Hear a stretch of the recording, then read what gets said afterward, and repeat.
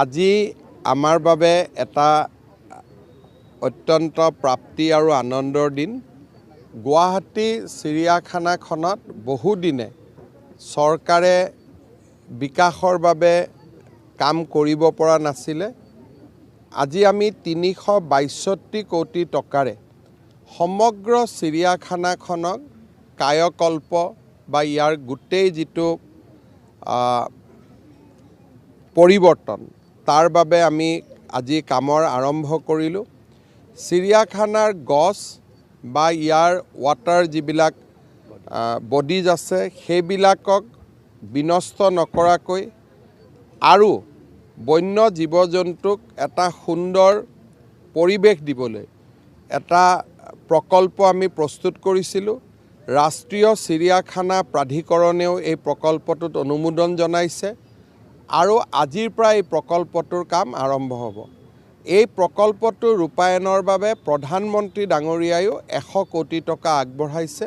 বাকী 262 কোটি টকা ৰাজ্য চৰকাৰে ইয়াত ব্যয় কৰিব। ইয়াৰ উপৰিও এই বছৰটোতে আমি 2খন নতুন চিৰিয়াখানাৰ কাম আৰম্ভ কৰিম। এখন ডিব্ৰুগড়ত হ'ব, আনখন চিৰিয়াখানাত হ'ব, শিলচৰত হ'ব। কিন্তু এই 2খন চিৰিয়াখানা অপেন জু হ'ব, অৰ্থাৎ বন্য জীৱ জন্তুবিলাকে নিজৰ মতে ঘূৰি ফুৰিব আৰু তেওঁলোকক চাবৰ কাৰণে ট্ৰেকেদি আমি গাড়ী দি যাব লাগিব। যেনেকৈ আপোনালোকৰ কোনোবাই যদি ছিংগাপুৰলৈকে গৈছে দেখা পাব যে আমি ট্ৰেইনৰ ওপৰেদি যাওঁ আৰু বন্য জীৱ জন্তুবিলাকে নিজৰ মতে তেওঁলোকে বিচৰণ কৰি থাকে। ঠিক তাৰ আৰ্হিত আমি প্ৰায় 252 কোটি টকা ব্যয়েৰে ডিব্ৰুগড়ত আৰু সমান পৰিমাণৰ ব্যয়েৰে শিলচৰত আৰু 2খন চিৰিয়াখানাৰ কাম এই বছৰতে আমি আৰম্ভ কৰিম। গুৱাহাটীৰ ডেভেলপমেণ্ট হ'ব, নতুনকৈ ডিব্ৰুগড় চিৰিয়াখানা স্থাপন হ'ব ডিব্ৰুগড় আৰু শিলচৰত।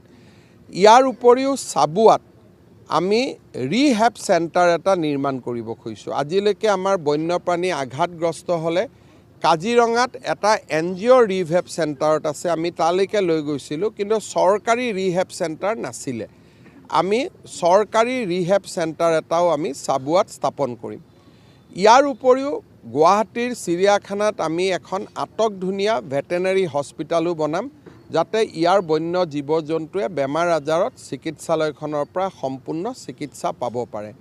এটা খুব ভাল লগা প্ৰজেক্ট আৰু 1 জানুৱাৰী দিনাখনেই এই প্ৰজেক্টটোৰ কাম আৰম্ভ কৰিবলৈ পাই আমি সঁচাকৈ আনন্দিত। গুৱাহাটীত মই সৰুৰ পৰা ডাঙৰ হৈছিলোঁ। প্ৰতিটো দিনৰ 1 জানুৱাৰীতে সৰুতে সদায় চিৰিয়াখানালৈ আহিছিলোঁ আৰু এই চিৰিয়াখানাৰ উন্নয়নৰ কাৰণে মুখ্যমন্ত্ৰী হিচাপে কাম কৰিবলৈ পাই মই নিজে আজি অত্যন্ত গৌৰৱ অনুভৱ